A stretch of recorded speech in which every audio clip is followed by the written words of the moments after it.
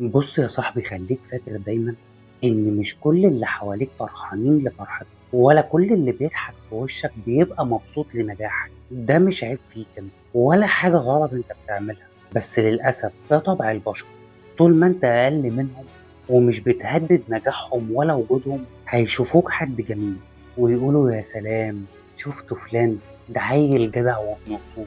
بس تعالى كده، أول ما تبدأ تنجح وتسبقهم بخطوة بس، وحتى يا أبو حميد تحاول تطور من نفسك، هتتفاجئ بنفس الناس اللي كانوا بيطبطبوا عليك هم برضو اللي بيطلعوا عليك القرص الفطسانة، وهيبدأوا يجيبوا في سيرتك ويقللوا من نجاحك ده، ويقولوا هو عمل ايه يعني، ما احنا ممكن برضو نعمل اللي هو عمله.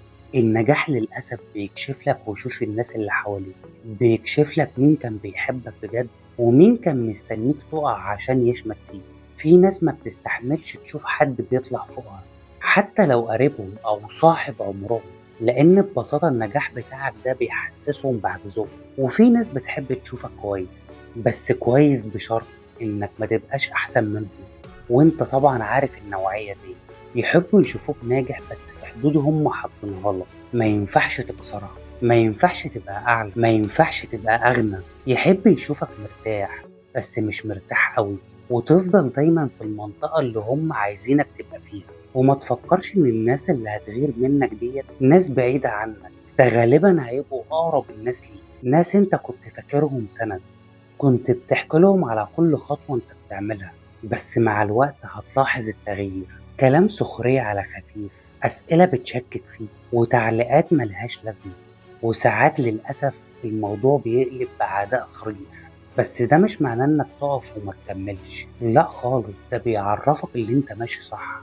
النجاح دايما ليه ضريبة، خليك ماشي وافتكر دايما ان مش لازم الناس كلها تحبك، مش لازم كل الناس تفرح لك، مش كل اللي بيضحك في وشك بيحب لك الخير. اختار حواليك الناس ان انت لما تنجح يفرحوا لك، ولما تقع هم برضو اللي يسندوك. الناس اللي بتشجعك تكمل وتكون فرحانة بيك لما تنجح.